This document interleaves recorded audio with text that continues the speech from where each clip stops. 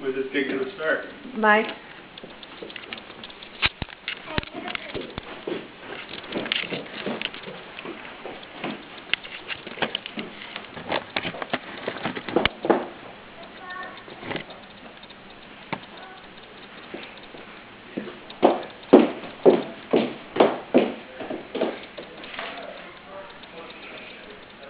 Sandana sits day after day, 7 days a week, 12 hours a day, rolling cigarettes by hand. Sandana does not get breaks, and if Sandana does not do what she is told, she is severely beaten. Sandana is 7 years old. IGN is a hardworking humanitarian faith-based mission to help with crimes of injustice against these children and other humans, to help the weak from its oppressors. In the next few moments, I would like to share with you the inspiring work of Gary Hagen and IGN, International Justice Mission. Gary Hagen received his BS from Harvard University magna cum laude, also a JD, University of Chicago cum laude. Mr. Hagen was the senior trial attorney with the Police Misconduct Task Force of Civil Rights Department of the United Department of Justice. Before joining the United Department of Justice, Mr. Hagen worked for the Lawyers Committee for Human Rights based in New York. In the late 1980s, his work focused on a structural examination of the Philippine government prosecution of human rights abuses committed by the police and the military. In his work, Gary investigated multiple murders and other violent abusers by the military and the police who are supposed to be helping people. And he participated with the victims in the provision of protection services for witnesses. Out of his analysis, Mr. Hagen authored a book published by the Lawyers Committee entitled Impunity, Human Rights Prosecution in the Philippines. In 1994, Mr. Hagen was detailed from the United Department of Justice and the United Nations Center for Human Rights, where he served as the officer in charge of the UN's genocide investigation in Rwanda.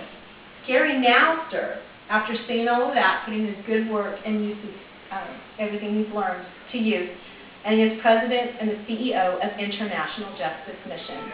IGN is a human rights agency that secures justice for victims of slavery, sexual exploitation, and other forms of violent oppression. This was birthed in 1997. He also works with illegal property seizures, sex trafficking, illegal detention, and police brutality. Here's some examples right now that I can actually show you after. A little girl who's 14 years old was taken away. She thought she was going to go to do a job in the city with some friends, but it was actually a trap. They offered her the job, and then they stole her into sexual trafficking into a brothel. She was waiting there for her first encounter, scared, and actually IGN came in, rescued her, and brought her back home. Not only do they just rescue people from the sexual trafficking and slavery and different things, they also give them rehabilitation. They set them back in, they set them up with school, they set them up with counseling, and different things that their country is not equipped to do. They work with the government there and take care of these things. Also, they take from the oppressed people there, the poor people and the widows. The government will come in and try to harm them because they're weak and they don't have the resources. So IGM comes in with our financial help here from the States and abroad and helps them. They're very good with aftercare professionals. They work in 12 countries, Asia, Africa, Latin America, to secure tangible and sustainable protection for national laws throughout the local court systems. The works of IGM have been shown and talked about in Oprah, The Today Show, NBC, The New Yorker, for a few known examples. In fact, I watched the show on NBC last year. I was intrigued by what was going on in other countries, the injustice. I couldn't believe what these little girls from Cambodia were taught to do. And believe it or not, I had no idea I was actually watching IGN Ministries in action. It's fascinating. IGN gets to the root of the problem by removing the perpetrator, not just feeding the poor or healing the sick, but they actually get to the root of it, and they persecute these people, whereas countries don't have the education and knowledge of what to do with it. It's very noble what the other people are doing, but I really, really think getting to the root of it stops the problem, and the rehabilitation for the aftercare, the follow-up.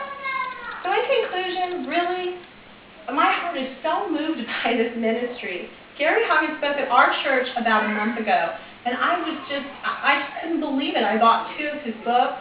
I am now contributing to his cause.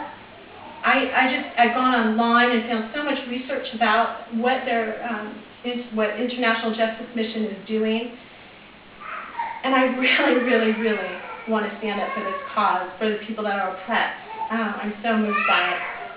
And I will, they paraphrase in Isaiah 1:17, seek justice, rescue the oppressed, defend the orphan, and plead for the widow. And that's their mission statement, and I just am in awe with them. Thank you so much. Okay, ready?